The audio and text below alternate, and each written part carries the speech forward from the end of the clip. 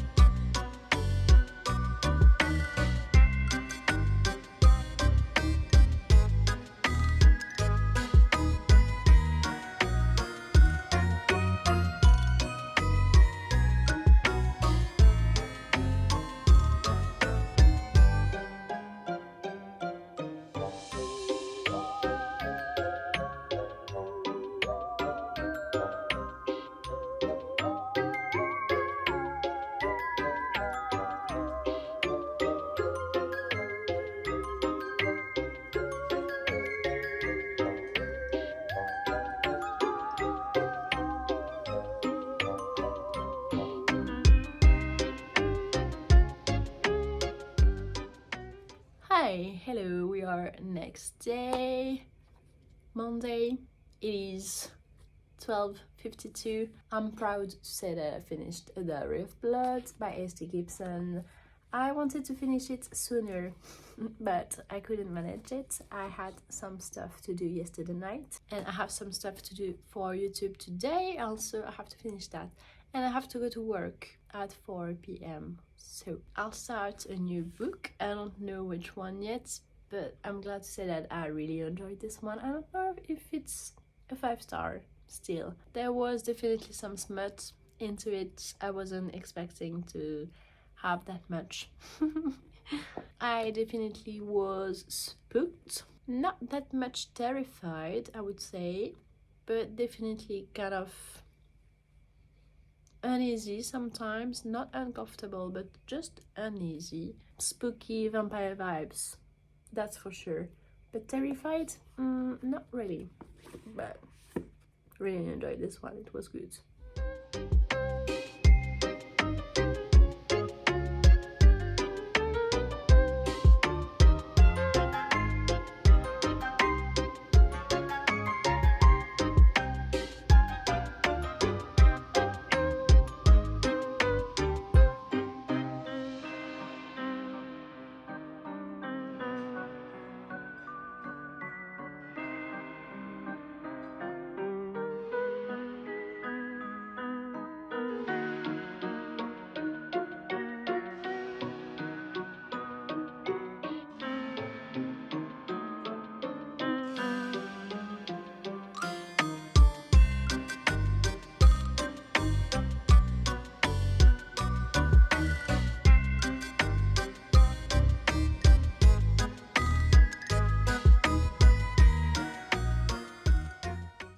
It's raining. Be gentle with my English today. I feel like this day and particularly this week is like, one of those weeks where you feel you're just not part of the world. You're floating outside of the world. You feel like everything that you're doing is not going the way you want. You're more clumsy than usual, and you're not doing things the way you want to do them. That's one of those weeks for me, not just the day, it's one of those weeks I feel like it. So I really love this book. I love the spooky vibes of the haunted house. This is not, as I thought, Noemi, the main character, inheriting a house, but rather her visiting her sister, who is kept in a house, which is the house of her husband's family, with her stepmother in here, her cousin, and she's visiting her because her cousin Catalina sent a letter to her family, and her father put her in confidence and wants her to go visit her cousin to see what's happening with her. And it happens that she's ill, but they don't know kind of why, and she's sure that being in this house, gloomy house, doesn't help, but she just can't get her back to Mexico City because her husband won't allow it. She's accusing her to treat him like she doesn't know how to take care of his wife, so she doesn't want to step on this side of the argument, and she's just there, not knowing what to do, trying to help, and not finding her place there. And I love the descriptions of the house, the town, the vibes around it. She has an ally in this house, which is Francis, the cousin of the husband of her cousin Catalina. And I love Francis because firstly, I love that name. I name everything Francis. My bike is named Francis. Everything that I have to name is named Francis because my love for Francis comes from Malcolm in the Middle. Love this series so much. I have to rewatch it. Not here to talk about that, but really love this book, especially for Francis. And I'm really intrigued. Okay, I can't predict where it's going, even though I have some hints maybe, but I can't read no more. I have 100 pages left and I'm not sure I'm gonna finish today because I'm gonna head to work. I just want to stay and read, but I need to go to work. I'm sure you can relate to that, but I need to make money for a cool project, so at least it's what's keeping me going, you know. Plus the job is cool, plus the people working there are cool, including my boyfriend. So I think I guess it's not that bad, okay? But still, just want to read. Also, I didn't talk about the plot of this book. This is a retelling of Dracula's life, but from the point of view of his wife, Constanta. And she's writing it through letters. She wants to put it on papers to be sure that what she went through with him was true and that she was not crazy. And I loved how it was written. I loved that it was in letter form, if I can say it like that. It was deeply moving. It was kind of spooky, as I said. If you love vampire vibes with smut, let's say it, and a dash of psychological writing, you know, when a character feels trapped by others characters. Very interesting, okay? I give it 4.5 stars. Not a favorite, but really enjoyed the ride and would definitely recommend it. Plus it was super short and easy to read. Plus it's floppy. And the smell. The smell is good. So let's head to work, I guess. Boring, but I need to do that.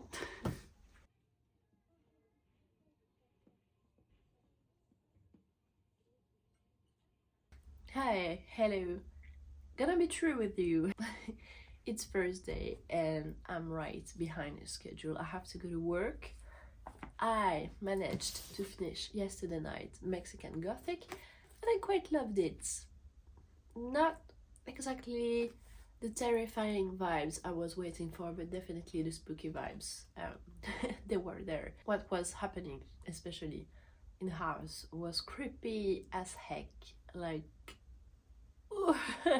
and I love how it resolved at the end. It is quite a good read. I would recommend it at least 4 stars, maybe 4.5.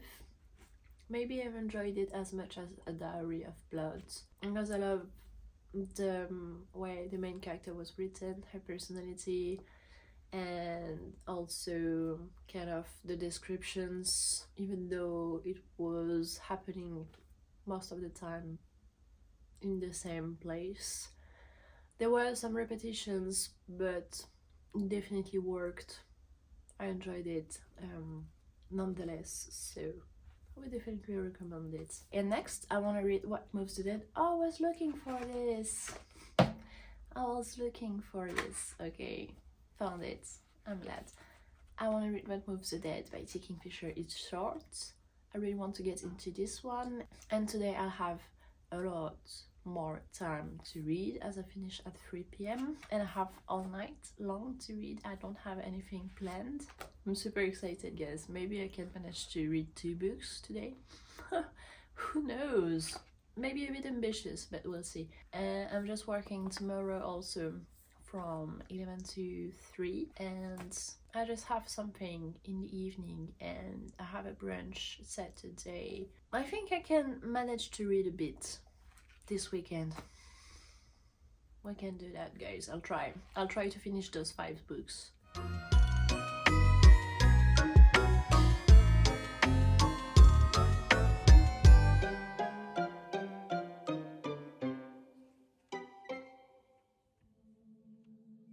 Hi guys, this is Friday and I'm happy to report I finished yesterday What Moves the Dead by T. Kingfisher. And I didn't know she was inspired by an actual writing of Poe. I didn't know, and she wrote it in the author's note that she was inspired by The Fall of the House of Usher by Edgar Poe. She's quite, I don't know, I love to have surprises like this after a book. And she has also read, while she was reading Mexican Gothic by Silvia Moreno Garcia, that I just read before this book. That is crazy to me. Coincidences just doesn't happen like that. It is fate, you know. And I quite love this one too. I'm not sure how many stars I want to give them. I usually love to sit a bit on a book, to take some steps back, to ponder on it and have more thought about it, but I think I kind of loved it. And I started Slow Food also, which is crazy because there's can you see it? Brom also wrote about this book. Everything a classic horror novel should be. Poe would be proud. You know, reading about Brom, everything is connected in this world, and I'm loving it. I'm making it up, but it's quite not that easy to read. I mean, the book is quite big, and I cannot be as fast as I would like to be, but it's okay, and it is quite good. I love the Puritan setting with a woman who tries to emancipate from the rules of the Puritan society, and I love that. And there's grimness hiding somewhere in a cave, so not saying too much about it, but I'm loving Slow Food too, and I'm planning to read a bit more today, but I need to head to work, so let's just do that.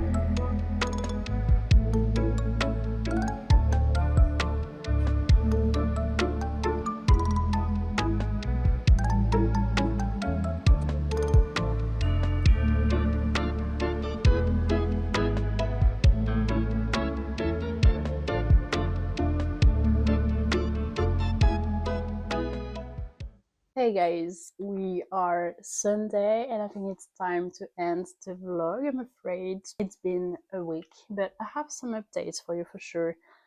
Firstly, I didn't film as much as I wanted this week. I'm a bit disappointed by that, but it was rather because when I was doing fun things to film, or at least interesting things I could think, I always either forgot or just wanted to enjoy the present moment, or didn't have the energy to put on my camera and my tripod and just try to find the best angles and everything. You know, I just was exhausted by work or just by life.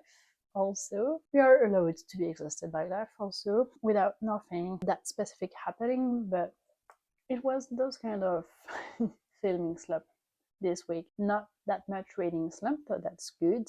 And I managed to read some books I'm gonna show you later. But firstly, let me show you some cool things I've got for my birthday. Some super cool lifestyle related stuff I got. Okay, firstly, I've got everything to have matcha at home. I've got a super cool bowl for my matcha. It's gorgeous and it's super fancy. Super fancy to have your matcha in it, and I've got everything I need to do the matcha, but I need the powder. I know where to order it. I have some clues because I love one which is blended with coconut sugar, which makes it less sour. more home stuff related. I've got a pumpkin, a Halloween pumpkin mug. My relatives knows me so well. I've got also some notebooks for my travels and for my reading journey also, I can call it like that, which is super cool. I've got also another super cool things, a mug I can DIY, and I already have some ideas about what I'm gonna do with that. I think I'm gonna draw some cats, ghosty cats on it, because I love ghosts and I love cats also. I'm super excited about this. I'll try to show you, I'll try to film while doing it so you can just see it and be inspired maybe. And for the books, I've got some really cool stuff. Firstly, I've got a French graphic novel. I have to see if it is translated in English, about an oceanographer of an oceanographer who was also engaged in the protection of the environment, and it looks so interesting. Also, I've got something I wanted for so long, and I was always intimidating to start collecting, but Berserk, I'm so excited about this. This edition is just, it's gorgeous. I started to read Berserk when I was in Togo on the internet, if you know what I mean, and I'm so excited to finally start collecting them, because when I like a manga I always start collecting them afterwards. And I've read until I think volume 8 or 9, maybe even after, I don't remember. I didn't continue. I didn't take time to continue because I have so much series going on. But if you don't know, this is a mainstay in the manga genre, especially in the dark fantasy manga genre. Look at this beauty, it is gorgeous. I'm so excited. Books fills me with so much joy. Also, I've got some relatives who went to Edinburgh and through Scotland also. They know me so well, they brought me some books. The Block and Cats and the Full Moon Coffee Shop. I just love cats, as I said before, and ghosts. Japanese literature of cats is just getting me every time. And also I've got a super cool bookmark. I love it. It's the perfect choice, I mean. They look so cute. I'm spoiled, guys. I'm super spoiled. Okay, so now let's just talk about the books that I actually read this week. And I've read a total of 4 books, which is not as much as I wanted to read, but I'm really already pleased with that. The first one is A Diary of Blood. I had so much fun with this. It kind of lived up to my expectations. I really enjoyed this one. It got me into the vampire theme again. I no longer think it is just some really badly written books. I really want to get into Interview with the Vampire. I really want to read more vampire books. And next I read Mexican Gothic just before What Moves the Dead, and it was such a good coincidence. I love when this happens because it never happened to me before. These two are connected. The author was inspired by The Fall of the House of Usher, which is also a Netflix series, a mini-series. I just stumbled on it yesterday looking for Halloween movies vibes. The author also read this one and she was like, why do I need to write my book anymore, because she did it so much better. But you can read it. I don't know which one I prefer. That's the worst part of it. I was super impressed by the fact that I was gripped to the story within less than 200 pages. I was really spooked by this one. And I love this one for the ambience, the setting, the Latino vibes also. So I don't know, I can't choose. You cannot ask me to choose, and I will not. Okay. I loved both of them. And finally, my favorite read of this week is Slewfoot by Brom. What a book! And this is so unique. I didn't even tell you what this one is about. It is about a woman who grew up in London but was married to a Puritan named Edward, and she gets to live with him in Sutton. But she has her ways. Her mother taught her some folklore when she was young, some trinkets to do, and some remedies she believes in. This is not seen well by the community. They don't like it. They live in the edge of the forest, and some spirit is living in it. This is so well written, and this was so interesting about the religious part, the sect part, how you really believe that you are living the purest life possible, respecting God's will, and fighting the demons when you are really just yourself a demon by your acts towards the others, but you're really convinced that you're chasing the demon. A 5 stars. This one is a 5 stars, and the illustrations inside of it and the floppiness. It doesn't smell that much paper. It is quite big. I mean, the pages are big, so you think you can read this fast, but I read it in within 2 days, 2.5 days. I started the day before yesterday and I finished this morning. It's not that fast of a read for me, at least, but it was so good. It was my favorite. This one is a 4.5, and those ones are for 4.5s too. They were so good. I truly recommend them to you if you like spooky vibes, but be really aware of the trigger warnings of these books. There are so many, and this one especially really got me at the end. So this is time to end the vlog, guys. I need today to start editing this one so you can have it for Halloween.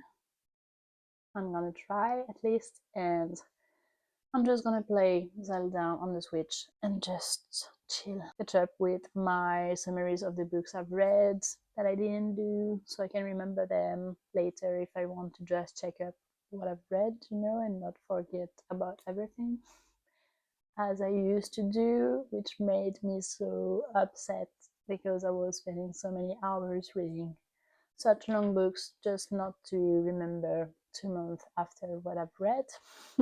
So now I'm a bit more rigorous about doing summaries of the book I've loved and I've spent time to read and love to read also. I wish you all a happy Halloween, because this is the best holiday ever. Understand by it. Christmas is behind, okay? And thank you always for clicking. Thank you for watching till the end. I hope to see you on the next one. And it's time to say bye.